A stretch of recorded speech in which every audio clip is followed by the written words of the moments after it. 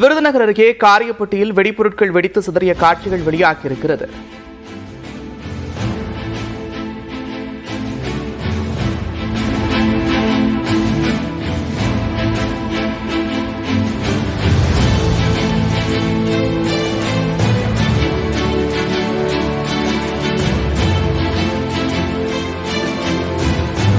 விருதுநகர் மாவட்டம் காரியப்பட்டி அருகே கல்குவாரிக்கு சொந்தமான இடத்தில் வெடிபொருட்களை இறக்கும்போது உராய்வு ஏற்பட்டு வெடி விபத்து ஏற்பட்டிருக்கிறது. இதில் பலருக்கு காயம் ஏற்பட்டதாக கூறப்படுகிறது. இந்நிலையில் வெடி விபத்து ஏற்பட்ட சிசிடிவி காட்சிகள் தற்போது வெளியாகியிருக்கிறது. அந்த காட்சிகளை பார்த்து வருகிறோம்.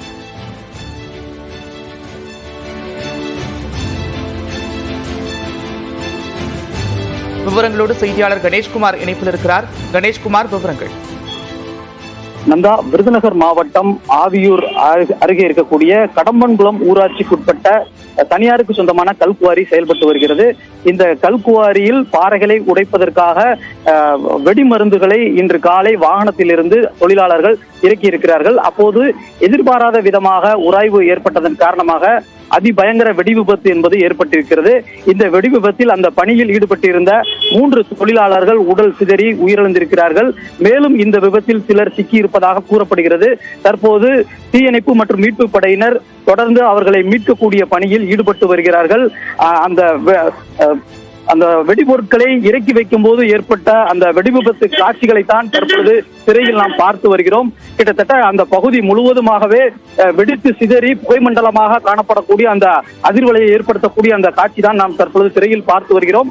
இதன் காரணமாக அந்த கடம்பன்குளம் ஊராட்சிக்குட்பட்ட பல்வேறு கிராமங்களில் பெரும் அதிர்வு ஏற்பட்டிருக்கிறது. இதன் மூலமாக அங்கிருக்கக்கூடிய வீடுகளும் சேதமடைந்துள்ளதாக கூறப்படுகிறது. வீடுகளில் இருந்த சிலரும் பொதுமக்களும் காயமடைந்திருக்கிறார்கள். இதன் காரணமாக அங்கு ஒரு பெரும் பரபரப்பான ஒரு சூழல் நிலவுகிறது. மேலும் அந்த கடம்பன்குளம் ஊராட்சிக்குட்பட்ட பல்வேறு கிராமங்களைச் சேர்ந்த பொதுமக்கள் மதுரை தூத்துக்குடி தேசிய நெடுஞ்சாலையில் தற்பொழுது சாலை மறியல் போராட்டத்தில் தொடர்ந்து ஈடுபட்டு வருகிறார்கள். அவர்களிடம் பேச்சுவார்த்தையை காவல்துறையினர் ஈடுபட்டு வருகிறார்கள். ஒருபுறம் மீட்பு பணியும் மறுபுறம் பொதுமக்கள் போராட்டத்திலும் ஈடுபட்டு வருவதால் அங்கு ஒரு பெரும் பதட்டமான சூழல் நிலவுகிறது. காவல்துறையினர் அங்கு குவிக்கப்பட்டிருக்கிறார்கள். மேலும் இந்த வெடி விபத்து என்பது அதிபயங்கரமாக வெடித்திருக்கிறது. தொழிலாளர்கள் மேலும் சிலர் சிக்கியுள்ளதாக கூறப்படக்கூடிய நிலையில் மீட்பு பணி என்பது துரிதமாக மேற்கொள்ளப்பட்டு வருகிறது. காயமடைந்தவர்களை ஆம்புலன்ஸ் மூலமாக மீட்டு மதுரை அரசு மருத்துவமனைக்கு கொண்டு செல்லக்கூடிய பணிகளிலும் மீட்பு படையினர் தொடர்ந்து ஈடுபட்டு வருகிறார்கள். அதே நேரத்தில் பொதுமக்கள் ஏற்கனவே இந்த குவாரியில் பல முறை விபத்து ஏற்பட்டுள்ளதால் இந்த குவாரியை முற்றிலுமாக நிரந்தரமாக மூட வேண்டும் என்கின்ற ஒரு கோரிக்கையை வலியுறுத்தி போராட்டத்தில் ஈடுபட்டு வருகிறார்கள். நந்தா, கணேஷ்குமார், இதுவரை எத்தனை பேர் மீட்கப்பட்டிருக்கிறார்கள்? அவர்களுக்கான அடிப்படை வசதிகள், அதாவது சிகிச்சை உள்ளிட்டவை ஏற்பாடு செய்யப்பட்டிருக்கிறதா கணேஷ்குமார்?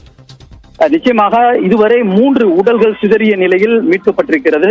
அதே போல காயமடைந்த 8 பேர் அதாவது அந்த குடியிருப்பு பகுதிகளில் காயமடைந்த லேசான முதல் அதிக அளவில் காயமடைந்தவர்கள் என 8 பேர் வரை அவர்கள் மீட்கப்பட்டு மதுரை அரசு மருத்துவமனைக்கு அனுப்பி வைக்கப்பட்டுள்ளதாக கூறப்படுகிறது.